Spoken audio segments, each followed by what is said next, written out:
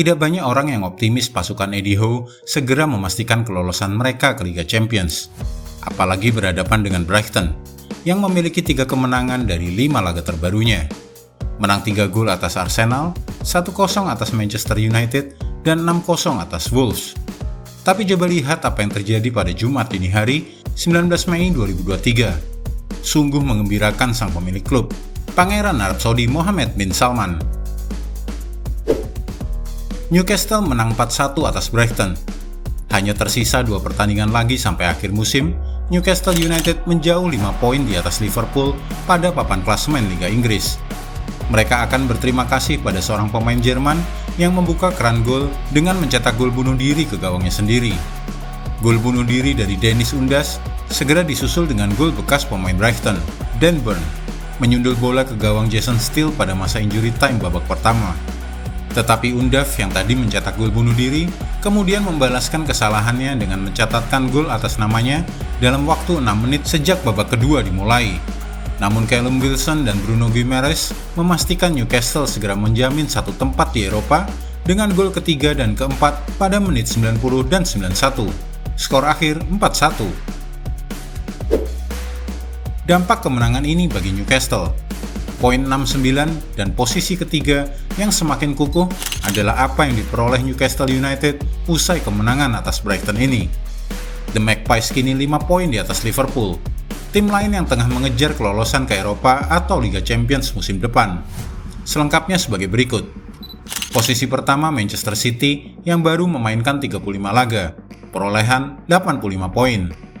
Arsenal sudah 36 kali bermain dengan 81 poin. Newcastle United 36 pertandingan dengan 69 poin.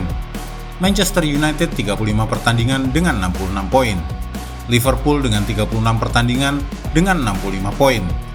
2 laga terakhir musim Newcastle United adalah menjamu Leicester City pada pekan berikutnya 22 Mei 2023. Sebelum mereka tandang ke Chelsea untuk hari terakhir musim 28 Mei 2023. Newcastle United hanya butuh 1 kemenangan lagi. The Magpies mempermalukan mereka yang meragukan kemampuan tim untuk lolos ke Liga Champions musim depan.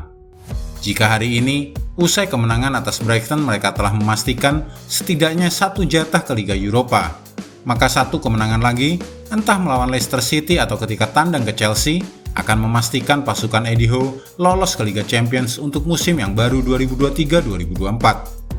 Setidaknya ada 2 komentator, Jamie Carragher dan Gary Neville, yang meramalkan Newcastle akan gagal dalam usaha mereka lolos ke Liga Champions. 2 bekas pemain bintang itu memprediksi The Magpies terpleset pada pekan-pekan terakhir. Namun Miguel Almiron dan kawan-kawan kini hanya butuh 1 kemenangan lagi, atau 3 poin, untuk memastikan diri menjadi peserta Liga Champions di musim yang baru. Pertahanan Newcastle United dipertanyakan. Jika Anda melihat selisih gol yang dimiliki The Magpies, maka mereka memiliki jumlah gol kebobolan yang sangat sedikit, hanya 32 gol kebobolan saja. Sebagai perbandingan, tim pemimpin klasemen Liga Inggris saat ini, Manchester City, memiliki 31 gol kebobolan. Tetapi Newcastle masih butuh perbaikan di lini pertahanan karena dari 16 kali laga liga domestik terbarunya, hanya ada 1 gawang bersih dicatatkan oleh anak-anak Eddie Howe. Mereka tidak bisa memiliki tabiat meragukan seperti ini musim depan jika akhirnya berhasil lolos ke Liga Champions atau akan dihukum secara kejam.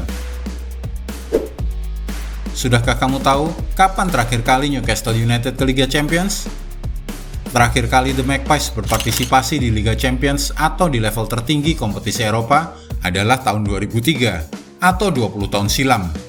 Waktu itu mereka tergusur di babak ketiga kualifikasi oleh Partizan, sebuah klub Serbia dan Montenegro, melanjutkan petualangan Eropa mereka di UEFA Cup yang merupakan kompetisi kedua. Jika menghitung sembarang kompetisi Eropa, maka musim 2012-2013 adalah musim terakhir Newcastle di ajang Eropa.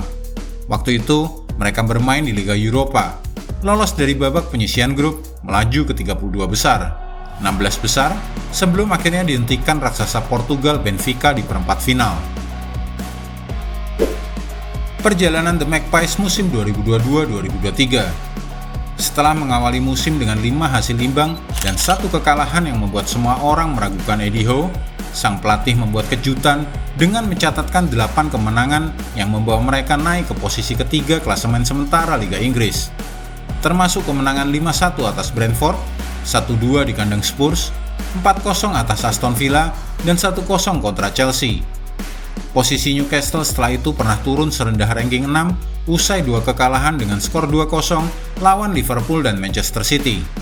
Tetapi setelah itu, mereka kembali ke urutan ketiga dan tidak pernah bisa diturunkan lagi. Terutama karena kekuatan pertahanan dan jumlah kebobolan yang sangat sedikit. Brighton tim nomor 3 paling banyak bunuh diri.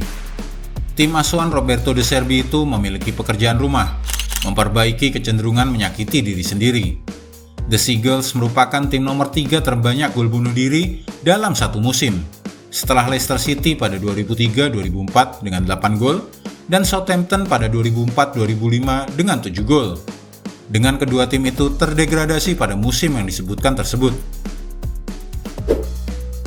Konsekuensi kekalahan ini bagi Brighton. Tim biru itu masih dalam posisi terkuatnya untuk lolos ke Liga Eropa, tetapi akan menghadapi tantangan kuat dari Tottenham Hotspur yang menduduki urutan ke-7 klasemen Liga Inggris dengan 57 poin. Masalah dengan Brighton adalah mereka tidak konsisten. Mereka 3 kali menang dari 5 laga terbarunya. Menang 3 gol atas Arsenal, 1-0 atas Manchester United, dan 6-0 atas Wolves.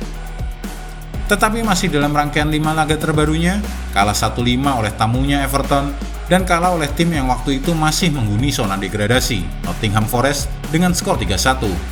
Dan kali ini kalah 4-1 oleh Newcastle United. Brighton akan menjamu Southampton dan kemudian Manchester City pada pekan ke-36 dan 37, sebelum tandang ke Aston Villa untuk hari terakhir musim. Apa kesalahan Brighton? Tidak mainkan 3 pemain terbaiknya. Jika Anda hendak mencari kambing hitam untuk kekalahan The Seagulls, maka itu mungkin keputusan aneh Roberto De Zerbi untuk tidak memainkan 3 pemain terbaiknya sejak menit pertama. Sang pelatih Italia meninggalkan Alexis Mac Allister, Julio Enciso, dan Evan Ferguson di bangku cadangan, dan baru memasukkan mereka bertiga usai gol balasan Dennis Undav. Sudah terlalu terlambat, dengan 2 gol tuan rumah terjadi lagi setelah itu. Bagaimana pendapat Anda? Mampukah anak-anak tim yang dimiliki Pangeran Mohammed bin Salman ini menang dalam 2 laga terakhir musim?